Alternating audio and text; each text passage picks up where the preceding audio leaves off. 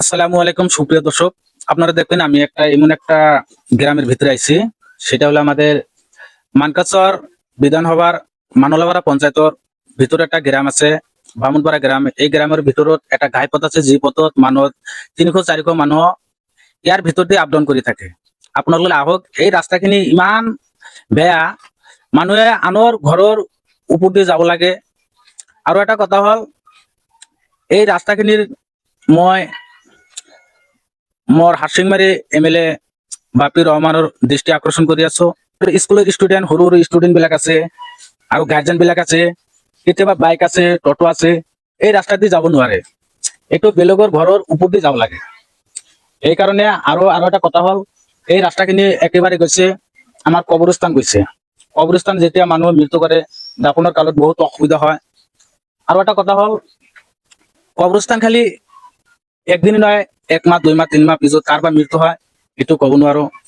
কিন্তু যেতিয়া মানুহ মৰি যায়, তেতিয়া মোৰ বহুত অসুবিধা হয়। অসুবিধা মানে মানুহে লাশ লৈ ঘৰৰ ওপৰ দি, মানুহৰ দুৱাৰৰ ওপৰ দি যাব নিদিয়ে। এই ৰাস্তা দি যাব লাগে। ৰাস্তাখিনি চাওক আপুনি, হাতী গ'লে মানুহে পৰি যায়।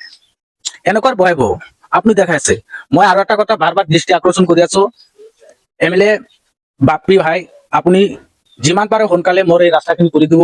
মোৰ গাঁৱৰ মেম্বাৰ আছে আৰু গাঁও পঞ্চায়তৰ আছে, কাউন্সিলৰ আছে, সিহঁতক আপুনি কৈ ইয়াতে ৰাস্তা ৰিপেয়াৰিং কৰিব লাগে, যিহেতু মানুহে খালি খোজ কাঢ়িব পাৰে। আপোনাক মই কৈ আছো না যে এইটো PW ৰাস্তা বনাই দিয়ক।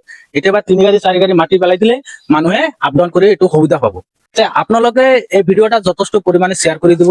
আপোনালোকে 1 লাখ 2 লাখ 3 লাখ যদি শ্বেয়াৰ কৰি দিয়ে, তেনেহলে মই এই ভিডিঅ'ৰ পৰা যিমান ইনকাম পাম, মই চৰকাৰে যদি, মই আৰু একবাৰ কৈ আছো, মই বাপি বাক অনুৰোধ কৰিছো, সিহঁতে যদি একশন না লয়, কিন্তু মোৰ এই ঘাইপথত বহুত মানুহে আপ ডাউন কৰি থাকে, ছাত্ৰবিলাকৰ অসুবিধা হয়, গাৰ্জেনবিলাকৰ অসুবিধা হয়।